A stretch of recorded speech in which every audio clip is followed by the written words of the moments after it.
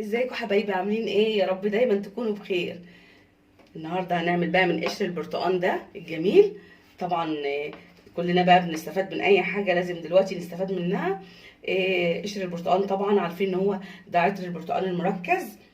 هنستخدمه بقى بديل الفانيليا.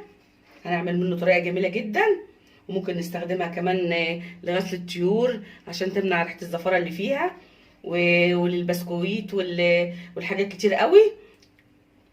تعالوا نشوف بقى هنعمل فيه ايه. هنقول بسم الله يا حبايبي. طبعا قشر البرتقال، طبعا كانت البرتقال مغسول الاول، متاكدين ان هو مغسول وناشف، طبعا ما يكونش عليه ميه. القشر بتاعه عايزين تحوشوا بقى منهم، ما بتيجوا تقشرهم، او انا كان عندي بقى كنت محوشه شويه القشر دول، قلت اعمل معاكم بقى الطريقه دي يا حبايبي. كده بقى معانا ايه؟ صاج او صينيه زي ما تحبوا، حاطين بقى على ورقه زبده كده، وهنجيب ايه؟ قشور البرتقال ونحطها كده على الايه، على الصاج. نفردها بقى كلها كده معانا.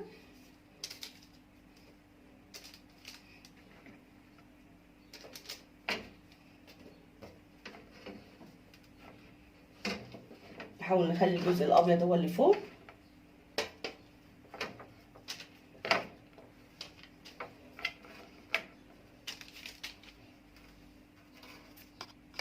خلاص كده فردنا قشور البرتقال.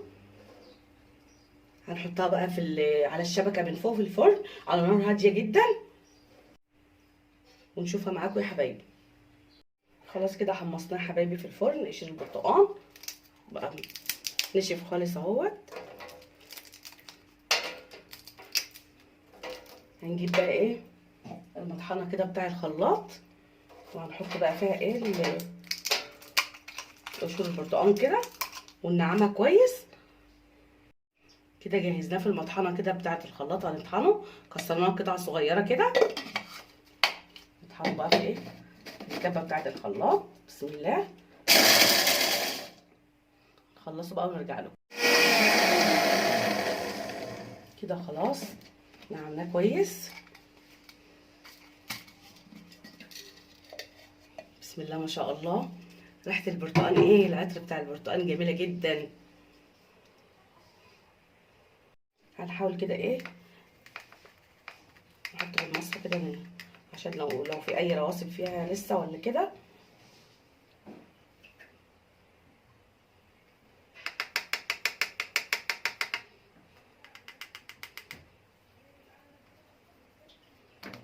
خلاص ونرجع لكم يا حبايبي. خلاص نعمناها كلها. معانا هنا بقى برطمان كده يكون نضيف عندنا، هنعبيها بقى فيها. حاجه جميله قوي، ريحه البرتقال قلبة الدنيا، عطر البرتقال الجميل، حاجه طبيعيه عارفين مصدرها ايه. طبعا بيبقى ليه فوائد، طبعا حاجه طبيعيه. فانيليا عارفين مصدرها ايه، فانيليا البرتقال ديت حاجه جميله، ريحتها تحفه. دي بديل الفانيليا يا حبايبي. طبعا عارفين ان بقى دلوقتي في حاجات كتير مغشوشه في السوق، دي حاجه طبيعيه، عارفين ان احنا اللي عاملينها بايدينا، حاجه نظيفه. نستخدمها في الكيك والبسكوت، وممكن في عصير البرتقال ممكن برضو نحط منه معلقه، البرتقال والجزر يعزز من طعم البرتقال. حاجه جميله قوي ومفيده وطبيعيه، طبيعيه 100% طبعا. يا رب تعجبكم يا حبايبي. اشتركوا بقى في القناه وفعلوا الجرس واعملوا لايك للفيديو فضلا وليس امرا، والسلام عليكم ورحمه الله وبركاته.